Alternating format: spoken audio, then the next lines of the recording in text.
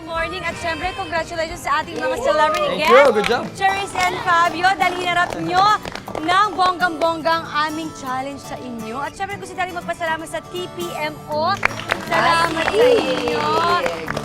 Well, eto na. Bilang reward, sinabi ko naman sa inyo na ipagluluto ko kayo.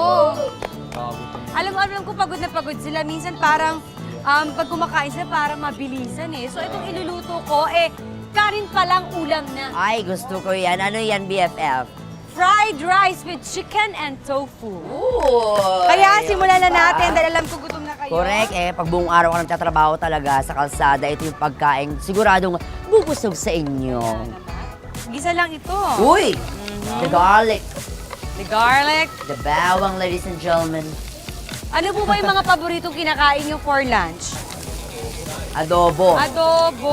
Makanin po kayo, makanin. Paborito ko yun, adobo. Siyempre, no? Pero syempre kailangan ng rice, di ba? Para energy. Bakit energy? Hindi pwedeng walang rice. 3 cups daw sabi ni Mami. Lagyan na natin ng bell pepper, Bell pepper. red and green. Uy, para magkulay. Ilagay na rin natin itong carrots natin. Carrots. Ilagay na rin natin itong mushroom natin. Aba. And ilagay na din natin yung young corn. Young corn. Mix-mix lang natin. Ikaw ba, Charis, nagluluto ka? Oo. Anong favorite mong niluluto? Ngayon, hindi na masyado eh. Bakit? Salads na lang. Yung mga Salad. dressing na lang ang Pinaghalo-halo mo. Bakit? Bakit? Wala, sa anak ko talaga ako. Kasi dalawa na sila eh. Ang hirap Correct. kumasama sa kusina. Pero dati, nung may time ka magluto, anong niluluto mo? Pasta din. Ngayon, may magpapagrill daw siya ng Wagyu beef. Ay, may ganun. So, itong chicken natin, lalagyan lang natin ng salt and pepper para lang may Lasa. lasa na siya. Yun. I-mix lang natin. Fabio, do you cook? Minsan naman, pag may time, pero usually hindi. Hindi masyado. I'm very good in making sandwiches. Oo, ayan. Wow, anong sandwich naman yon? Stick sandwiches, like yung mga burger with bacon, ganon. Diba? I like Madali that. lang. Yan, syempre ang ating karne ay nilagay na. May mga love team ba dito? Love Lahat team! mag-aasawa, lahat single. Meron! Sabi niya, meron. They are love team, oh. Ilang dalawa pala. Sino po? Sino magka-love team? Dalawang lalaki? Ano to? Hindi. Ako single friend. Tsaka naka-contact lens si madam, nakita mo. Oh. Hindi ka ba nahihirapan, naka-contact lens ka o today lang? Ay! Kaya pala kumukurap-kurap siya kanina nung nakita ko na. So ilagay na rin natin itong green peas natin Yes. and tofu. Tofu.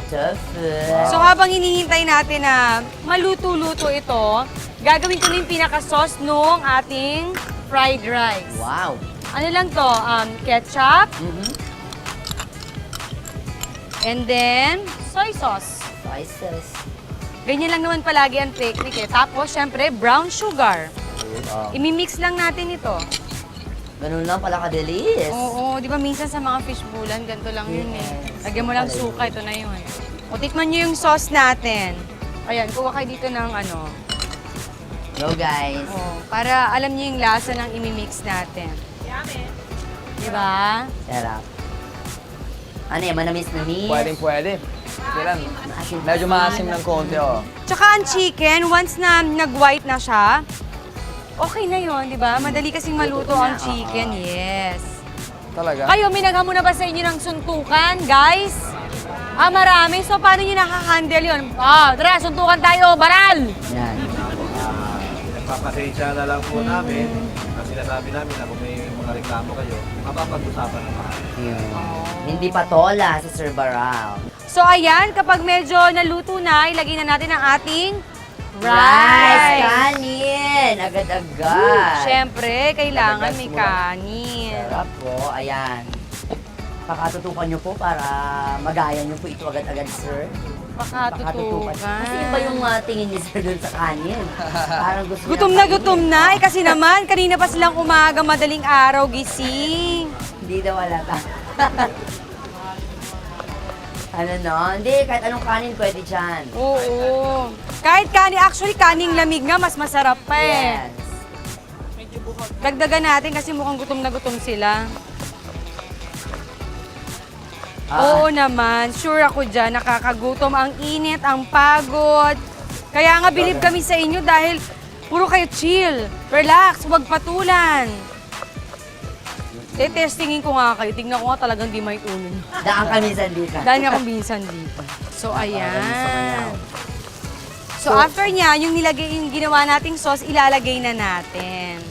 Kung akala nyo tapos na, meron pa. Ito yung sauce. Oh, di ba? The sauce. Para kanin pa lang, ulam nyo na. So, ayan, nalaglag-laglag na.